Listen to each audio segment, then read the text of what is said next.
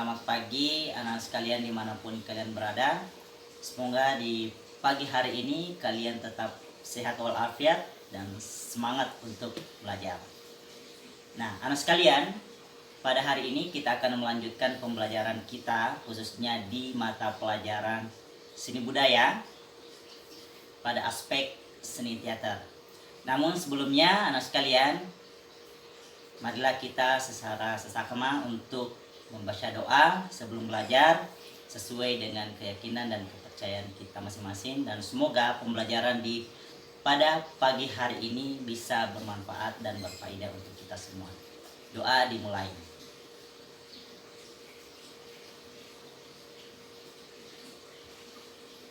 Selesai. Nah, anak sekalian, semoga di pagi hari ini tetap termotivasi untuk belajar, di mana pada pekan sebelumnya kita sudah belajar tentang menggambar ilustrasi, menggambar model, dan pada pembelajaran kita di hari ini kita akan melanjutkan khususnya di materi teater, yaitu teater tradisional. Nah, teater tradisional dalam artian mengenal seni peran. Tentu anak sekalian, pada di pembelajaran kelas 7 kemarin kalian sudah tahu apa itu teater. Ya, teater itu adalah merupakan sebuah pementasan ya yang dilaksanakan di atas panggung. Nah, hari ini kita akan melanjutkan tentang tradisional. Mungkin ada yang tahu apa itu teater tradisional? Nah, ya, tentu sebelumnya itu kita harus tahu sebenarnya karakteristiknya teater tradisional itu apa. Jadi pada dasarnya pembelajaran kita menjadi tujuan pembelajaran kita itu adalah ada 3 ya pada hari ini. Saya tampilkan saja. Nah, yang pertama adalah mengidentifikasi jenis teater tradisional Indonesia. Kemudian mengidentifikasi karakter tokoh peran dalam pementasan teater tradisional dan mengidentifikasi sumber cerita teater. Artinya sekalian, setelah mempelajari pelajaran ini, anak-anakku bisa tahu dan memahami tentang teater tradisional itu sendiri. Baik itu persoalan pengertiannya, karakternya, kemudian ide-ide cerita yang termasuk dalam seni teater tradisional itu sendiri. Oke, nah sekalian kita lanjutkan ya. Yang pertama adalah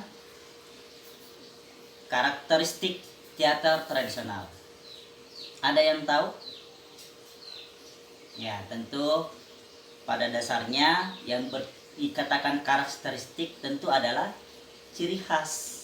Nah, yang menjadi sebuah karakter atau ciri khas daripada teater tradisional itu adalah suatu bentuk teater yang lahir dan tumbuh dan berkembang di suatu daerah dan yang merupakan hasil kreativitas kebersamaan suku bangsa Indonesia yang berakal dari budaya daerah setempat dan dikenal oleh masyarakat lingkungannya. Jadi anak sekalian, sangat jelas ya bahwa teater tradisional itu sebenarnya adalah teater yang berasal daripada wilayah atau daerah setempat. Ya, tentu contohnya misalnya kita di sini di Sulawesi Selatan ini tentu banyak karakteristik, misalnya Sindri, Raga dan lain sebagainya. Kita di Sinjai Barat tentu juga ada semacam tradisi tradisional yang bisa kita pentaskan. Tentu misalnya bisa saja kita ambil dari tradisi-tradisi nenek moyang kita di wilayah kita sendiri.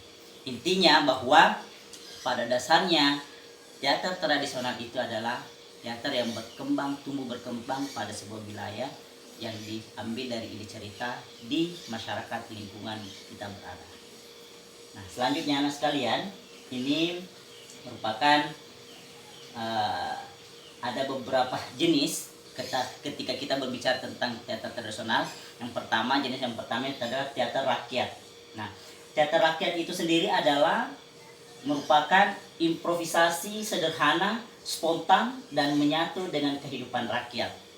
Artinya bisa dibedakan bahwa teater tradisional itu mempunyai jenis tersendiri. Yang pertama teater rakyat, yang mana teater rakyat itu adalah cirinya adalah mempunyai improvisasi, ceritanya sangat sederhana dan menyatu dalam kehidupan masyarakat. Yang seperti tadi saya katakan, di Sulawesi Selatan mungkin adalah Sindrili, boleh di sini walaupun sampai sekarang belum ada yang berusaha untuk mementaskan kayak Naundri Ere, Urung Baju dan lain sebagainya. Itu merupakan sebuah tradisi yang bisa kita angkat dalam sebuah teater.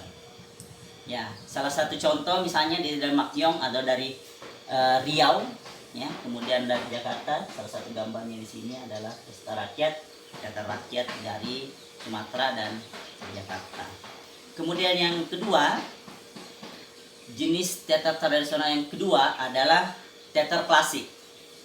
Nah, tentu dalam bayangan sekalian ketika berbicara tentang klasik, itu bercerita tentang sebuah turun-temurun. Nah, ini biasanya yang termasuk dalam klasik itu adalah lahir dan berkembang dari lingkungan keraton. Sifatnya mapan, artinya segala sesuatu sudah teratur dengan cerita, pelaku terlatih, gedung pertunjukan yang memadai dan tidak lagi menyatu dengan kehidupan rakyat. Artinya sudah menjadi sebuah turun-temurun dalam sebuah komunitas tersendiri yang berada di misalnya di Jogja dalam unsur kerajaan keraton, dan contohnya itu adalah wayang kulit. Nah, wayang kulit dan sebagainya. Itu contoh atau jenis yang kedua. Kemudian yang ketiga adalah teater transisi. Nah, yang namanya juga transisi artinya bersumber dari teater tradisional, tetapi gaya penyajiannya sudah dipengaruhi oleh teater barat. Artinya tetap mementaskan sebuah ide-ide cerita yang dari rakyat, namun dalam pemaparan dan pementasannya itu sudah menggunakan ide-ide ada konsep-konsep yang berada dari Eropa atau Barat. Nah, jadi anak sekalian, kesimpulan pembelajaran kita yang sangat singkat di pagi hari ini adalah teater tradisional itu adalah teater tradisional yang tumbuh berkembang dalam sebuah wilayah tempat kita berdomisili.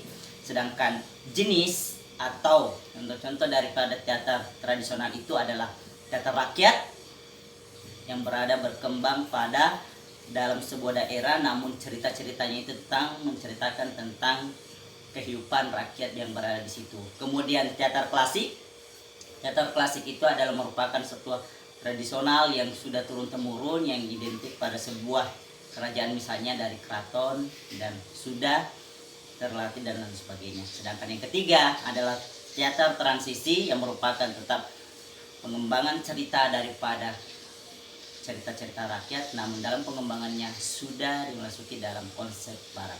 Saya kira sekalian cukup jelas pembelajaran kita pagi hari ini. Semoga bermanfaat. Tetap semangat anak sekalian. Wabillahi taufiq wal hidayah. Assalamualaikum warahmatullahi wabarakatuh.